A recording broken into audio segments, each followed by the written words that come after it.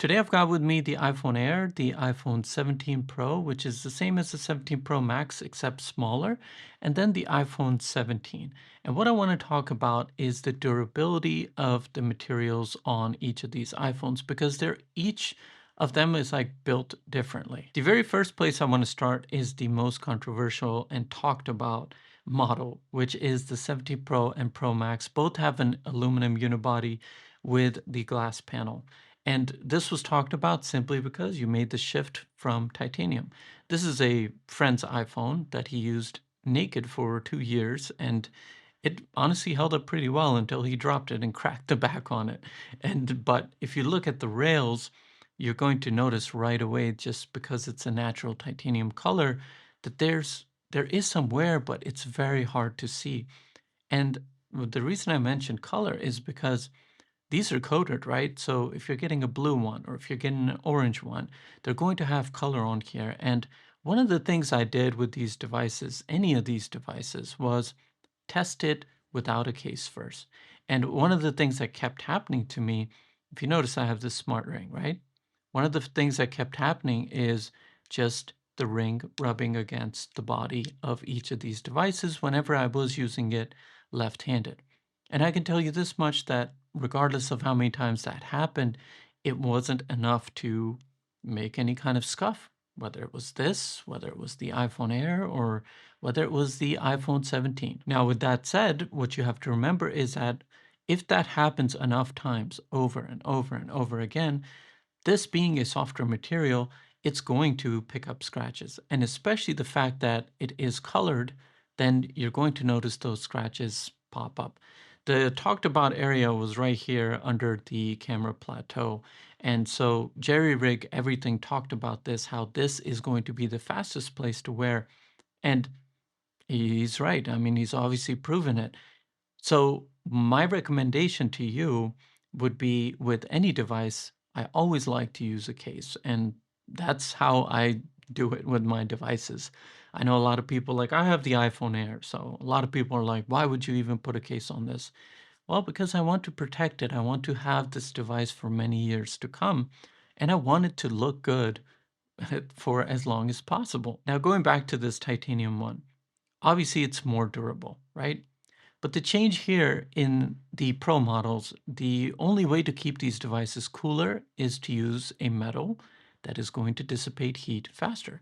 Aluminum soaks up heat and also lets it go a lot faster than titanium, whereas titanium, once it soaks up heat, it can stay hot for a longer period of time. And that's why people were noticing heat issues on things like the 16 Pro and the 15 Pro. And so if you look at it from that point of view, this is a good change, especially considering that there's also the vapor chamber in here, which is helping to move that heat around. And I can attest to that simply because whenever I was using the iPhone 17 Pro, I would notice that when I started doing things like using the camera for extended periods of time, sometimes it was gaming.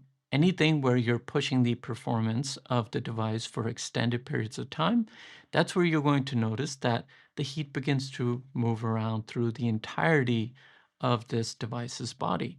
And that is a plus point, regardless of how you feel as to why Apple chose this metal over titanium. I get it, the titanium definitely is more durable. But even if I had the titanium iPhone, I would not be rocking it without a case. With this aluminum iPhone, there's been so many times, like, I'll show you on camera, but there's a crack on the glass screen protector. That's the other thing I do. Even though there's ceramic shield too and everything on these devices, I always put a glass screen protector. Why? Because it just doesn't make sense to me that I drop my phone, crack the glass, and why would I take that risk? You know what I mean? And of course, like, if you're somebody that doesn't want to put anything on your phone, you have that liberty. But then you also need to know that this being a softer material, especially if you're getting a colored variant, it is going to wear over the course of time. That's just natural, and that applies to any kind of metal. Even if you go back to the stainless steel iPhones, and when you go to the store and you see these devices, whether it's this, whether it's the iPhone Air, the 17, I said this back when the iPhone 12 Pros came out and we had that, I think it was a Pacific Blue. I'm sorry if I'm saying the wrong color, but off the top of my head, I think it was a Pacific blue. Somebody posted an image of it all worn out and everything. And one of my friends actually had that device as well, and he kept it caseless. And yes, over time it did wear out. You see, like in the Apple store, what happens is that people are playing with these devices. They're using them and they're like throwing them on the chargers. Like I've literally been in the store and somebody's putting a phone back and they just like smash it on the charger. You're not going to do that, right? You're going to be more careful with your phone. Like if you're putting it on a MagSafe pad or something, or in the car, people are more aggressive with public property in general. So that's why you see those phones worn out. And then they're being dealt with by kids, adults, people of all ages, all styles, and everything. So that's why you see all those scratches in the store. I don't think that on a day-to-day basis, if you're just handling this as a regular user and you're being careful with your device. Now, of course, if you bump into something, could that be enough to put a nick in the body of your device?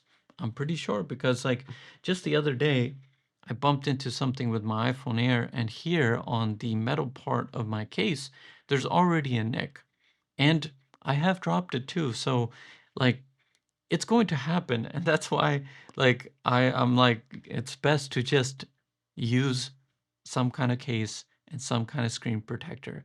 It's really not that big of a deal, and it's going to just keep your device protected for a long time. Even on older devices, 13 mini right here, Kadabi sheath case. This is one of the best cases I've ever tried, just simply because of the texture that it has on it. But with my 13 mini, you want to know a funny story? The one time that I decided to go caseless, I actually dropped this and I cracked it. So, lesson learned the hard way. And I've had that happen so many times with prior iPhones where I've just decided not to use a case. And when I decide not to use a case is when I drop it and crack the phone. So, the best thing that you can do is find yourself a suitable case, put it on your phone, put a good glass screen protector. I like to use matte ones by Matcha, and honestly, how much I've recommended them. Matcha, if you're listening, you would be a great sponsor for this channel because I've loved your products for years. So if you want to reach out to me, you know where to go. So use a glass screen protector and use a good case, and you're going to be fine. Like you're not going to run into any issues, and this way, it's just like worry free.